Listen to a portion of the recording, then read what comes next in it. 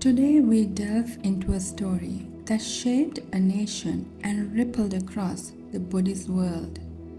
A story that begins on a quiet hill called Mihintale and echoes across centuries. This is the story of Arahant Mahinda, the beacon of the Buddha's Dhamma in Sri Lanka. Each year, on the full moon of June, Sri Lankans observe Poson Poya not just as a festival, but as a sacred remembrance of the moment Buddhism arrived on the island over 2,300 years ago. But what exactly happened, and how did that moment not only transform Sri Lanka, but position it as the guardian of the Dhamma for the world? Arahant Mahinda, the son of Emperor Ashoka of India, the greatest patron of Buddhism, had renounced royal life for the robe. Having attained arahantship, he undertook the noble mission of spreading the Dhamma beyond India. His arrival in Sri Lanka wasn't political, it wasn't forced, it was deeply respectful and wise. In 247 before Common Era, on the sacred day of Poson Poya, Arahant Mahinda encountered King Devanampiyathissa on Mihintale Hill, a moment that would forever change the spiritual destiny of Sri Lanka. As the king pursued a deer during a royal hunt, Arahant Mahinda appeared amidst the forest grove. Recognizing that this meeting was no coincidence, Arahant Mahinda approached the king with calm authority and spoke these historic words. Samana Mayang Maharaja Dhammaraja Sasavaka Tavevanu Kampaya Jambudipa Idahagata. We are monks, O great king, disciples of the king of Dhamma, the Buddha. Out of compassion for you, we have come here from Jambudipa. These words, spoken with both humility and purpose, set the tone for what would follow. Not a conquest of territory, but a conquest of heart and mind. Before delivering any teachings, Arahant Mahinda assessed the king's intellectual capacity and openness through a series of thoughtful questions, not to test or challenge, but to ensure that the Dhamma would be received with full understanding and respect. Once assured of King Devanampiyatissa's readiness, Arahant Mahinda delivered the Chula Hatti Padopama Sutta, marking the king's initial spiritual awakening. But it was only after the Sinhala monks trained under Arahant Mahinda's guidance recited the Vinaya Pitaka, the code of monastic discipline, that Buddhism truly took root in Sri Lanka, not merely as an imported philosophy, but as a structured, lived and sustainable way of life. Arahant Mahinda's contribution went far beyond preaching.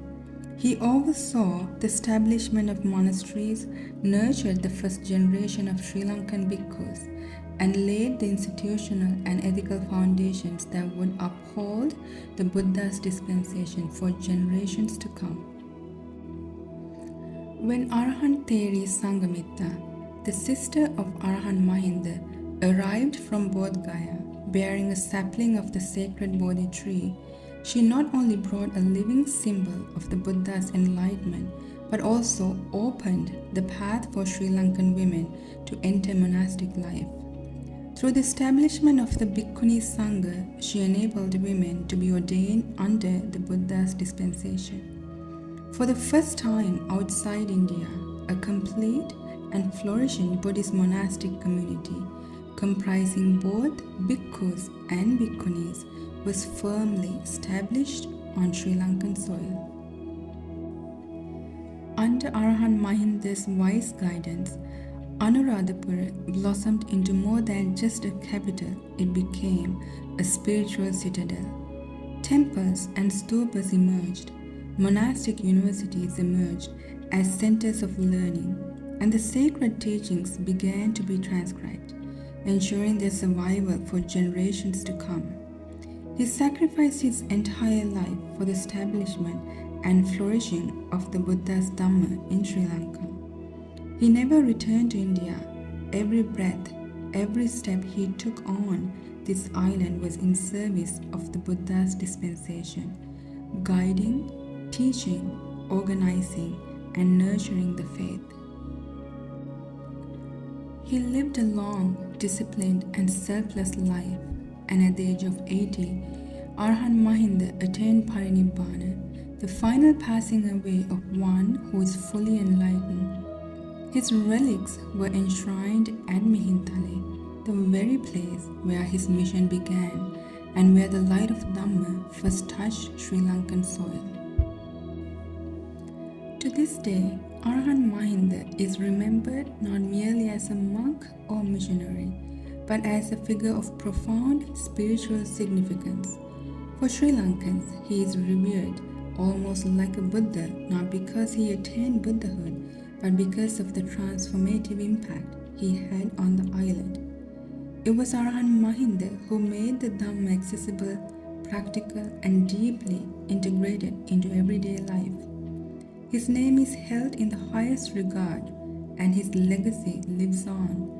In every Poson lantern, every Bodhi Puja, and every act of generosity inspired by the teachings he so compassionately introduced.